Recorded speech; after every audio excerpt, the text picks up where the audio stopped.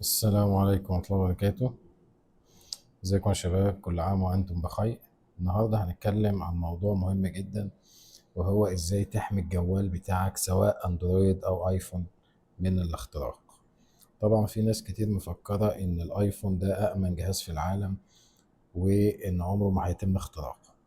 الكلام ده صحيح بنسبة معينة، مش نسبة 100%. بمعنى والله لو انت يعني محمي بطريقة كبيرة جدا، وعندك في البيت بتاعك عامل كل احتياطات الأمان، وجايب ناس وأمن وسكيورتي وكل شيء، فأنت فعلا كده في أمان.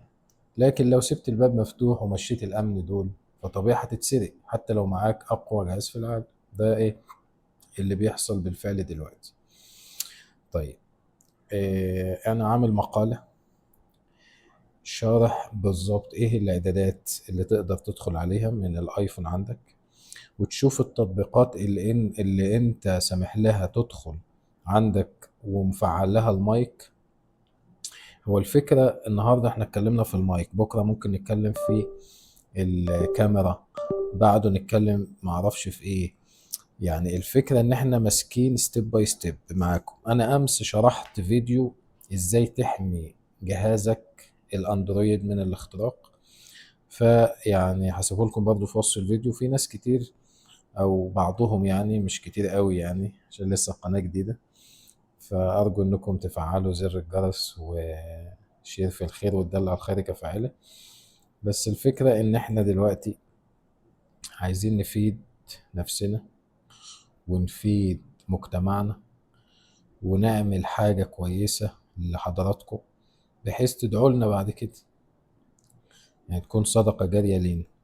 فالشاهد في الموضوع ان انا عملت بفضل الله مقالة هسيبها في وصف الفيديو. المقالة دي شرحة بالخطوات العملية وبالصور ازاي تدخل على اعدادات وعلى الخصوصية، وتخش على كل تطبيق عندك، سواء التطبيق ده انت عارفه وسامح له بالمايك، او اصلا ما يستاهلش انك تديله المايك، زي جوجل ماب مثلا.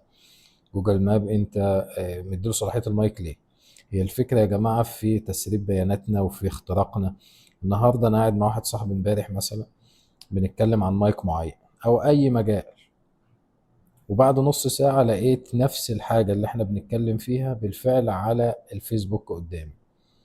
معنى كده ايه؟ ولا ساحر ولا شعوذة، خلي بالكم، ولا ذكاء اصطناعي والقصص دي كلها، احنا سامحين لبعض التطبيقات زي الفيسبوك، زي انستجرام، زي تويتر، زي لعبة أطفال مثلا أنت منزلها على الموبايل عندك، وسامح له بالمايك إن هو يسمعك ويحلل صوتك ويبعته لشركات إعلانات.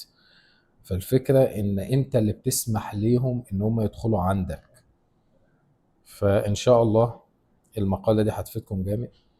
هي موجودة في وصف الفيديو تحت، وكمان فيديو شرح خطوة بخطوة للأندرويد.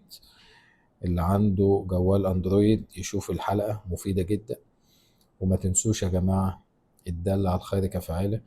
عايزك تكبس لايك واشتراك في القناة، وأي حد من بيتك وأسرتك وكل ما تحب خايف عليهم بجد، ابعت لهم الفيديو ده، وابعت لهم الروابط اللي موجودة تحت في وصف الفيديو. والسلام عليكم ورحمة الله وبركاته.